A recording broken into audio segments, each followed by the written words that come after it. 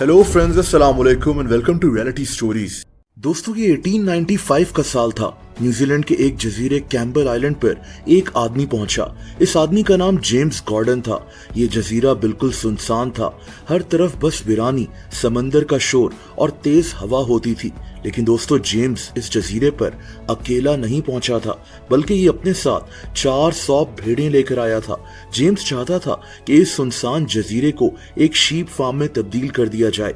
लेकिन इसके बाद क्या हुआ? इन 400 भेड़ों की वजह से ये जजीरा किस तरह तब्दील हो गया, आइए ये अजीब कहानी जानते हैं।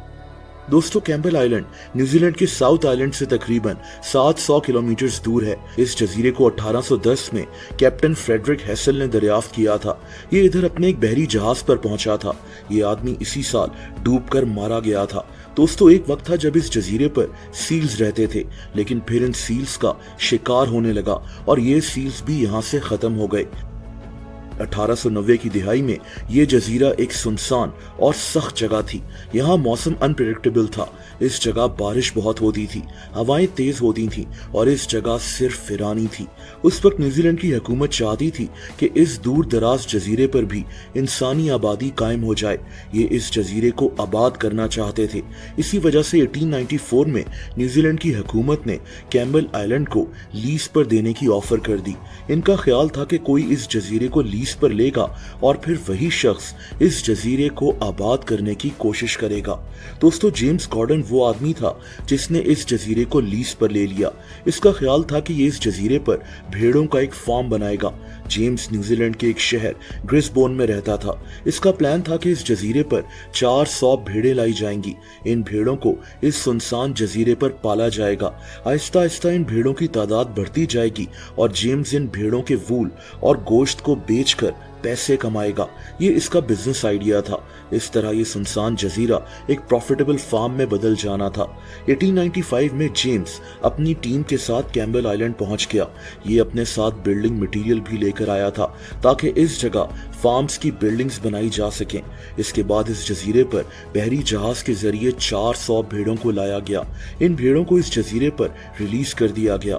लेकिन दोस्तों, कैम्बल आइलैंड पर फार्म बनाना आसान नहीं था। किसी और जगह अगर कोई टूल टूट जाए तो उसे सही किया जा सकता था, दूसरा टूल या मशीन मंगवाई जा सकती थी। लेकिन यहाँ ये सहूलत नहीं थी।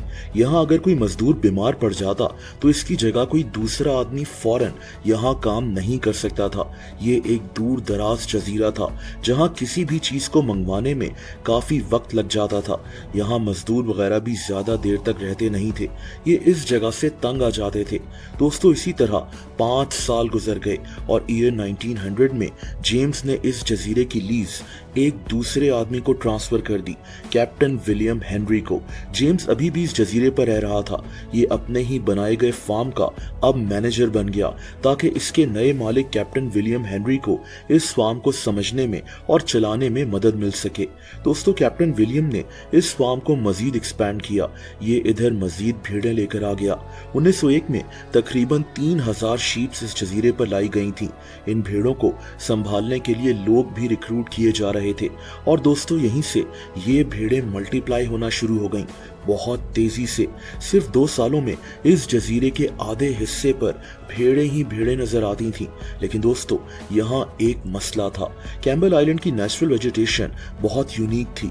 यहाँ घास के साथ बड़े बड़े प्लांट्स भी पाए जाते थे। ये इस जजीरे के इकोसिस्टम का हिस्सा थे और भेड़ों को यही सब खाना पसंद था। कैम्बल आइलैंड पर भेड़ों की तादाद इतनी ज्यादा बढ़ गई थी कि आहिस्ता आहिस्ता इस जजीरे का लैंडस्केप ही बदलने लगा। इस जजीरे के नेचुरल रिसोर्सेज पर अब प्रेशर बढ़ता गया और अब इस जजीरे पर उतनी वेजिटेशन नहीं बच रही थी जो हजारों भेड़ों को खाना प्रोवाइड कर सके। और दोस्तों, तभी यहाँ आहिस्ता आहिस्ता भेड़ों की आबादी गिरना शुरू हो गई।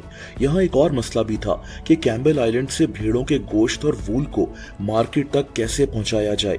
इसके लिए बहरी जहाज का ही इस्तेमाल होता था जो बहुत ज्यादा महंगा पड़ना शुरू हो गया था। इसीलिए इस शीप फार्म की बुनियादें अब हिलना शुरू हो गईं। दोस्तों, जब लग रहा था कि ये फार्म अब खत्म हो जाएगा तो 1927 में इस फार्म का एक नया मालिक बन गया। इस आदमी का नाम जॉन वॉरेन था। ये आदमी इस जजीरे पर मजीद 5000 भेड़ें लेकर पहुंच गया, लेकिन अब वक्त ने इस आदमी का साथ नहीं दिया। असल में उस वक्त न्यूजीलैंड की मार्केट में वूल और शीप मीट की कीमत बहुत नीचे चली गई थी। पूरी दुनिया के ही हालात उस वक्त खराब हो गए थे। कैम्बेल आइलैंड में जहां भेड़ों को पालना, वर्कर्स को यहां रखना बहुत महंगा और मुश्किल था, उसके हालात भी अब और खराब होते गए और 1931 में हजारों भेड़ों का ये फार्म बंद कर दिया गया। जॉन वॉरेन और इसकी टीम भी ये जजीरा छोड़कर चले गए, लेकिन दोस्तों, जॉन अपने साथ सब कुछ वापस लेकर नहीं जा सका। यानी अब हजारों भेड़ें अभी भी इस जजीरे पर फिर रही थीं और अब यहीं से इस जजीरे की एक नई कहानी शुरू हो गई। आप सोचें कि अब इन भेड़ों को संभालने वाला कोई नहीं था, इनकी मूवमेंट को कंट्रोल करने वाला अब कोई शेपर्ड भी नहीं था और दोस्तों, यहीं से ये जजीरा इन भेड़ों का एक जंगल सा बन गया था। इन भेड़ों के लिए सरवाइव करना अब मुश्किल हो रहा था और तभी 1961 तक इस जजीरे पर सिर्फ 900 के करीब ही भेड़ें बच गई थीं। उस वक्त ऐसा लग रहा था कि ये भेड़ें अब आहिस्ता आहिस्ता खुद खत्म हो जाएंगी, लेकिन दोस्तों, इस कहानी में एक और ट्विस्ट आया।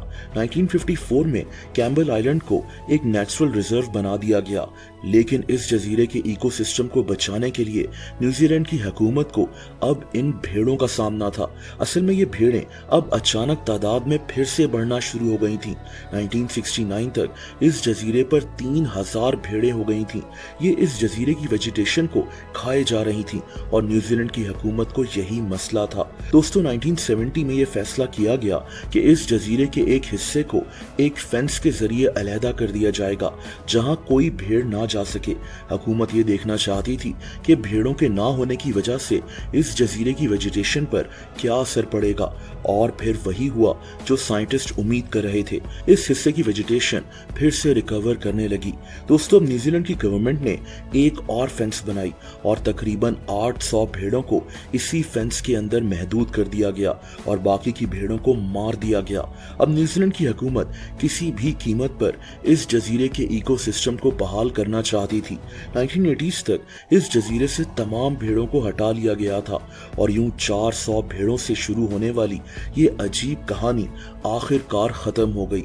इस दौरान इस जजीरे से सिर्फ 10 भेड़ों को ही न्यूजीलैंड के मेनलैंड पर वापस लाया गया था, ताकि इस जजीरे पर पैदा होने वाली इन वाइल्ड भेड़ों की यूनिक नस्ल खत्म ना हो जाए।